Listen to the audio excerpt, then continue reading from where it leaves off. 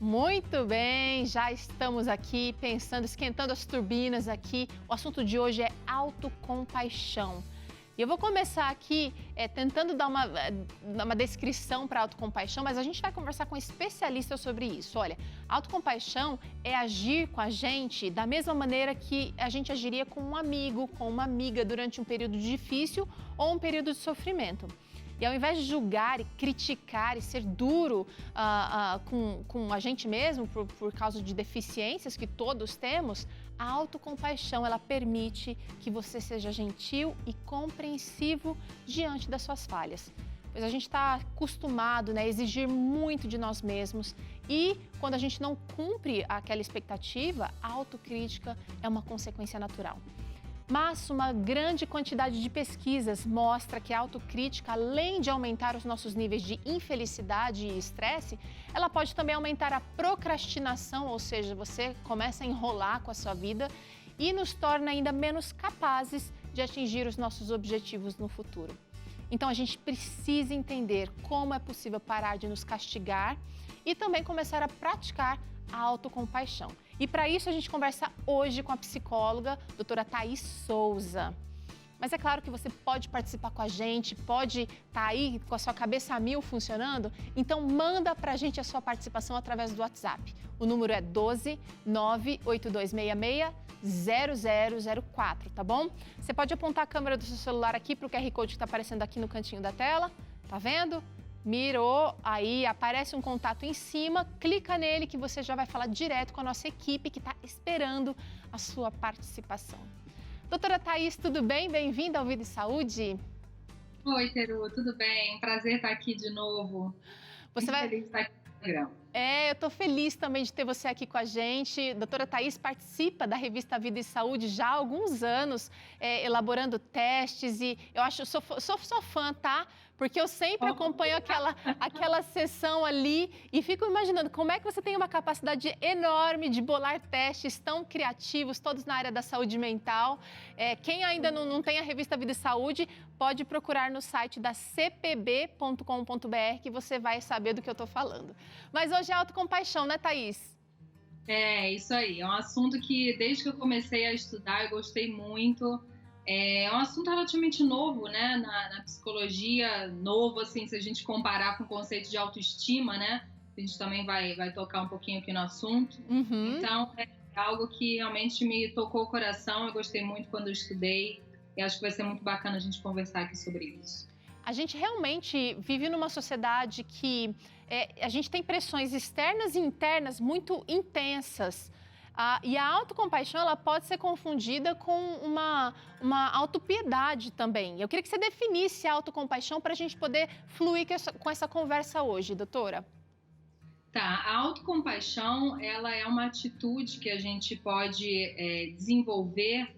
A gente vai falar um pouquinho mais sobre esse como desenvolver, mas a gente pode desenvolver essa atitude com a gente de sermos gentis, de sermos bondosos, carinhosos com a gente mesmo, né? Em situações difíceis, né? Em situações externas e internas difíceis, né? Situações que estejam acontecendo, que sejam difíceis de a gente lidar, sentimentos difíceis de sentir, né? Porque como você mencionou aí na abertura do programa, a nossa tendência é ter ali um chicotinho do nosso lado, né? Pior. E quando começa a se sentir mal, não posso ficar mal, eu tenho que voltar a ficar bem, né? Ou se eu não estou sabendo lidar muito bem com uma situação da vida, nossa, eu deveria saber porque todo mundo sabe, né? Vem essa ideia errada na nossa cabeça, né? Então, a gente acaba tendo com a gente mesmo uma atitude bem diferente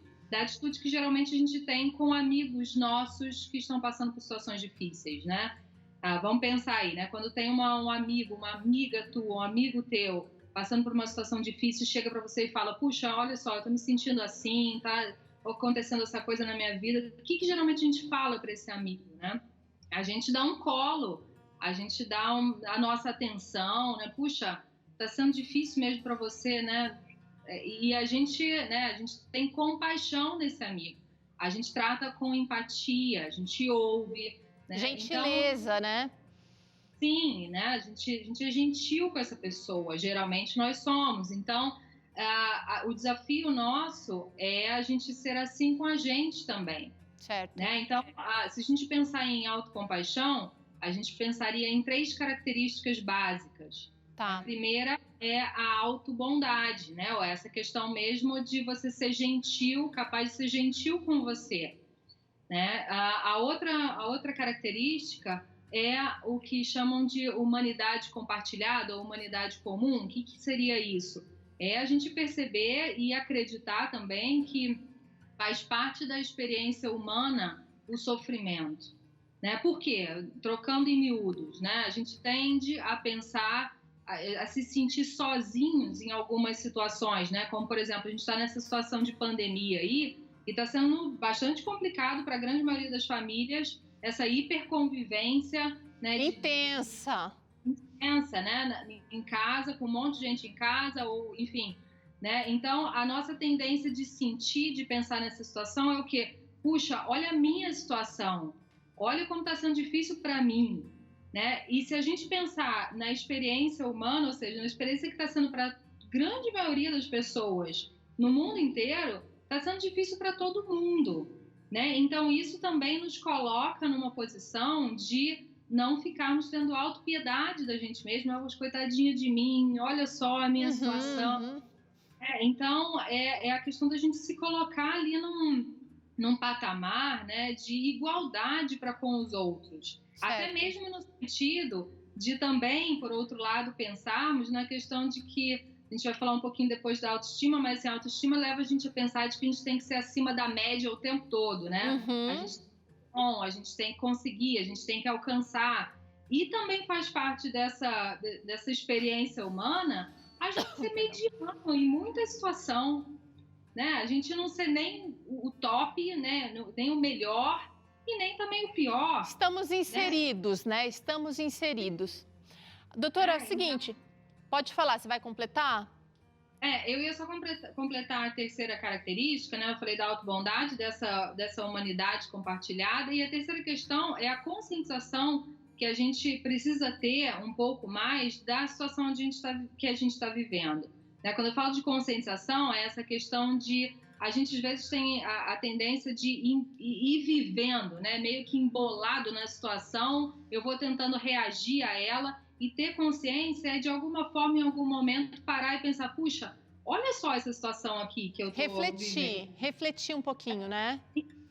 Como é que está sendo, né? E isso vai me fazer pensar em algumas soluções para isso, o que eu vou poder fazer por isso. Legal, olha, é muito importante que a doutora mencionou aqui.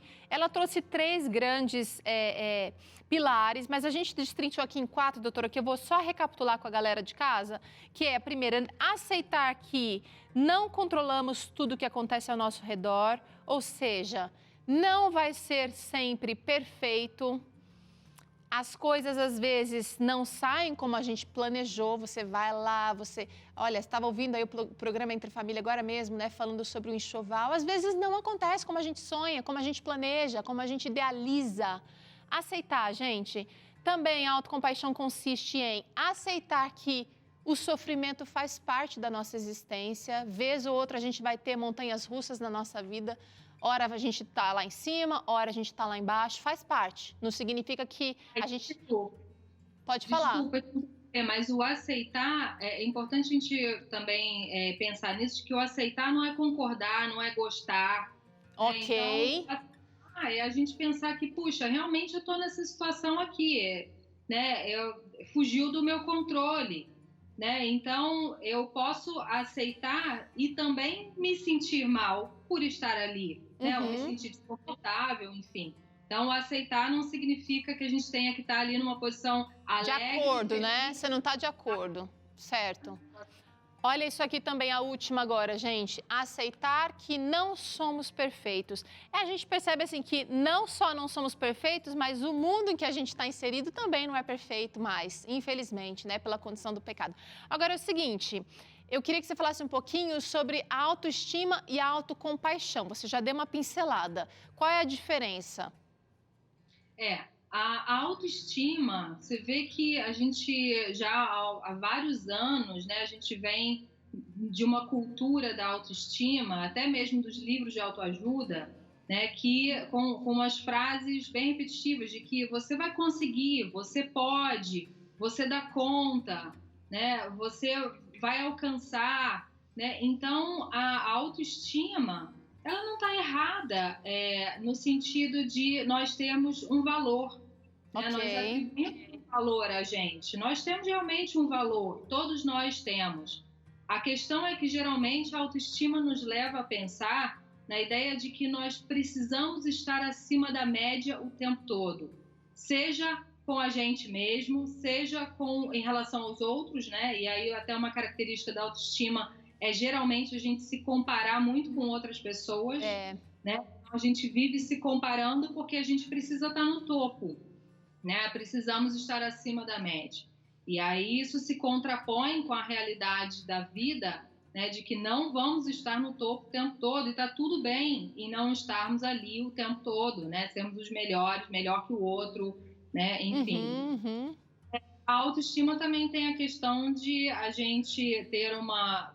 Porque é interessante eu falar que as principais pesquisas que foram feitas relacionando a autoestima com a autocompaixão foi no sentido até de perguntar para as pessoas entrevistadas, pesquisadas, né, o que você está sentindo com essa atitude de ter autoestima para com você, né, de pensar que você vai conseguir, que vai dar certo, que você vai dar conta. E aí eles começaram a perceber, os estudiosos começaram a perceber que os resultados disso estava sendo um aumento de estresse, um aumento de ansiedade e um aumento de quadros depressivos. Uau. Né? Por quê? Porque a gente ficava o tempo todo, a gente ainda fica... Se cobrando, né? Se cobrando, se exigindo, né? A autocrítica rolando solta o tempo todo, né? Então, o perfeccionismo sendo algo a ser alcançado. Né? Agora, doutora, a autocrítica, ela tem o seu valor. Eu parar, analisar uma situação, uma decisão errada que eu tomei, ou um momento difícil que eu estou vivendo na vida, perdi o emprego e a culpa foi minha porque eu exagerei nas palavras ou cheguei atrasado por muito tempo. Quando que essa autocrítica ela pode ser produtiva? Sim, a autocrítica, ela realmente tem uma ambiguidade, né? Porque ao mesmo tempo em que ela pode detonar comigo, ela também pode me ajudar, né? Então, o que vai ser, né, o que vai fazer a diferença é o que eu vou fazer com essa autocrítica. Se eu percebo que, de fato, eu errei em uma situação, né? Eu tive um comportamento inadequado, não deveria, né? Então, eu penso sobre isso e o que eu faço em seguida? Eu fico me detonando, ressentindo aquilo, ruminando o tempo todo, né? Que vai me levar a uma procrastinação também do que eu vou fazer com aquilo que foi errado, né?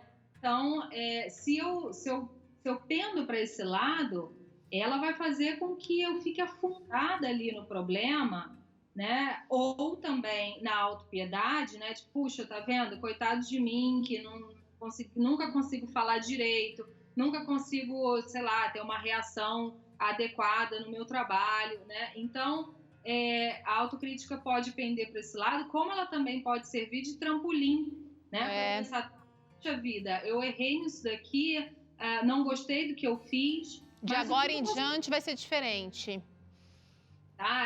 Né? E até mesmo pensando naquilo, de que mais importante também do que aconteceu vai ser o que eu vou fazer e também o que eu percebo nas outras pessoas.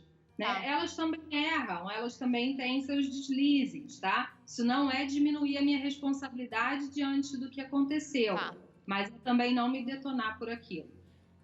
Tá, e você falou sobre procrastinação e chegou uma pergunta, uma interação justamente sobre isso. Olha só, a Érica está dizendo o seguinte: eu tenho vivido a procrastinação na minha vida e tenho tido dificuldade de me tratar. Estou com 41 anos e me culpo por estar vivendo tão mal comigo mesma. Então, vê que ela já está se culpando por viver mal com ela mesma, né? Consigo mesma. Então, veja que a procrastinação, ela tem geralmente relação com o perfeccionismo, né? De temos que acertar, temos que estar ali... né? 100%. 100%, né? E ela também nos leva, então, a ter uma atitude, com essa atitude, né, para com a gente, para com a própria pessoa, de autocrítica, eu patino. Porque como é que eu vou acreditar que eu sou capaz de fazer alguma coisa diferente se eu estou me detonando o tempo todo? Pois é. Então, um componente da procrastinação é evitar justamente a possibilidade do meu fracasso.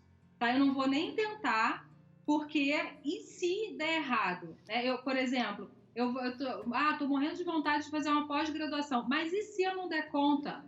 Né? Ou eu tô com vontade de começar a estudar um instrumento musical, mas tem que pôr o pé na água, às vezes, né? Agora é o seguinte, a gente vai falar um pouquinho para você, Érica, e você de casa, sobre os benefícios da autocompaixão. Doutora Thaís, eu vou virando aqui, eu queria que você falasse, mostra a figurinha aqui, olha que linda, essa arte tá linda, gente, ó. Isso aqui para mim define autocompaixão. É você se amar, se abraçar, e isso não significa ser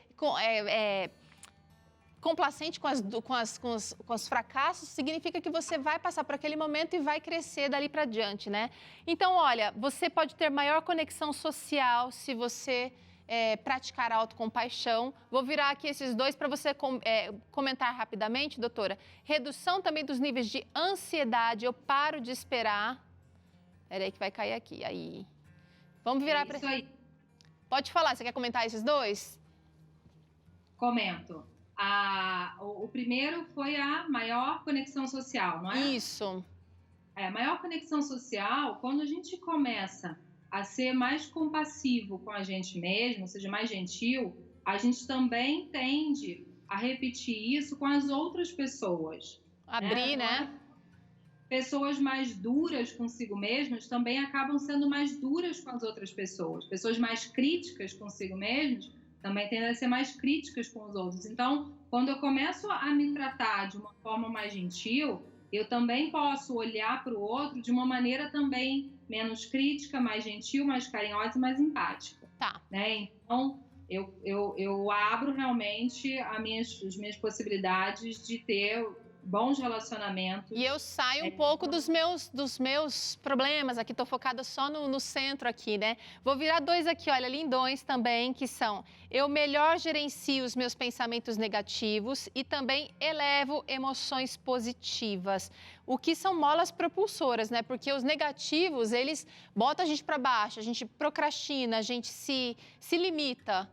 E também os pensamentos positivos acabam sendo tesourados, né, por essa onda de negativos, gerando também maior satisfação com a vida e melhor adaptação às mudanças. Eu queria que você falasse desse ponto aqui, doutora. Essa melhor adaptação às mudanças, veja que qualquer mudança na nossa vida, seja mudança de lugar, mudança de cidade, mudança de emprego, mudança porque nasceu um filho, né, porque casou, né? Então, qualquer mudança requer da gente flexibilidade. E geralmente, nessas mudanças, pessoas mais críticas consigo mesmas tendem a se exigir a mesma coisa naquela etapa de mudança. Ou seja, né, nós em períodos de mudança precisamos muito de ajustes.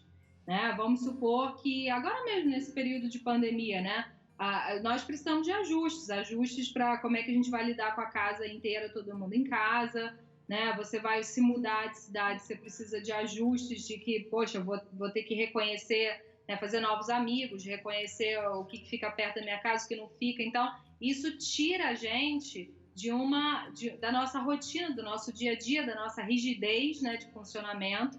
E então, quando a gente consegue, através da autocompaixão também, entender que, puxa, isso daqui, nesse momento, às vezes, eu não vou conseguir ser exatamente o que eu sou em todos os dias no meu dia a dia, eu vou poder ser um pouco mais flexível comigo, então eu consigo passar por essas situações de mudança com muito mais facilidade, né, do que se eu mantenho uma rigidez.